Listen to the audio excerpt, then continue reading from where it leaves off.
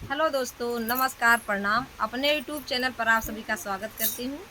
आज हम और हमारी ननद, दोनों ननद भाभी मिलके एक बहुत सुंदर, बहुत प्यारा, मज़ेदार चुटकुला नाच गीत गाने जा रहे हैं। दोस्तों, आप लोग के मनोरंजन के लिए अच्छा लगे चैनल को लाइक से सब्सक्राइब करना, और जो लोग चैनल पे नए होंगे चैनल को सब्सक्राइब कर लेना, ताकि आप सब तक नया नया वीडियो पहुँचता रहे।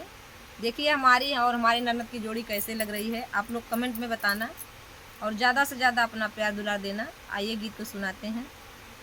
ताल गए रस्सी पर ताल गए पानी, ताल गए रस्सी पर ताल गए पानी, के कर सांवर गोरिया निहुर के भरे पानी, के कर सांवर गोरिया निहुर के भरे पानी, के कर सांवर गोरिया निहुर के भरे पानी, के कर सांवर गोरिया।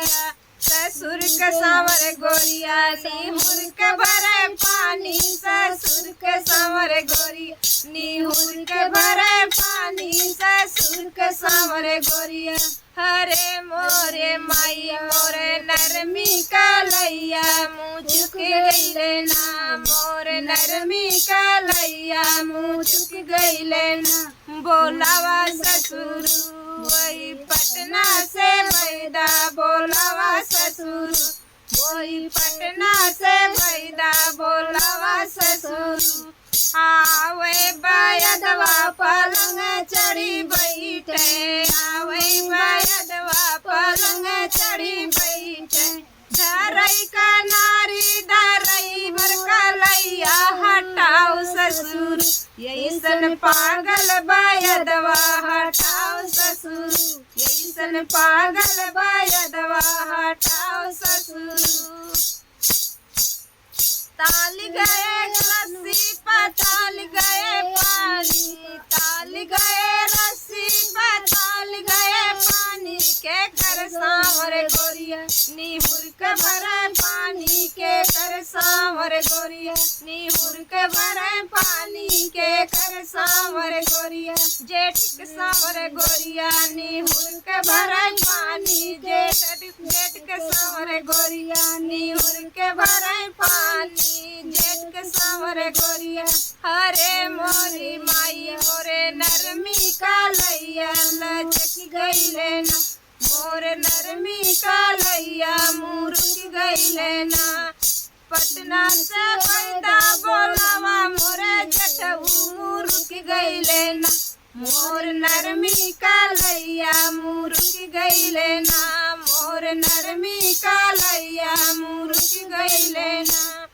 आवई बैदवा पलंग चढ़ी बैठे, आवई बैदवा पलंग चढ़ी बैठे, आवई बैदवा पलंग चढ़ी बैठे। धरई के नारी धरई मोर कलैया, हटाओ ससुर यैसन पागल बैदवा, हटाओ ससुर यैसन पागल बैदवा, हटाओ जेठऊ यैसन पागल बैदवा, हटाओ जेठऊ। ताल गए पानी ताल गए रसरी पर ताल गए पानी, के कर सांवर गोरिया निहुर के भरे पानी, के कर सांवर गोरिया निहुर के भरे पानी, के कर सांवर गोरिया। देवर के सांवर गोरिया निहुर के भरे पानी, देवर के सांवर गोरिया निहुर के भरे पानी, देवर के सांवर गोरिया। हरे मोर माई मोर नरमी कलैया मुरुक गईले ना, मोर नरमी कलैया मुरुक गईले ना। पटना से बैदा बोलावा मोरे देवरू, पटना से बैदा बोलावा मोरे देवरू मुरुक गईले ना, मोर पतली कलैया मुरुक गईले ना, मोर पतली कलैया मुरुक गईले ना। आवई बैदवा पलंग चढ़ी बैठे, आवई बैदवा पलंग चढ़े बैठे। पकड़ई के नारी पकड़ई मोर कलैया, हटाओ देवर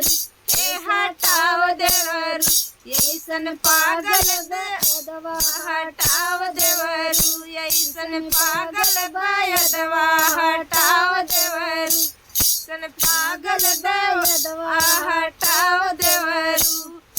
ताल गए रसरी पर, ताल गए पानी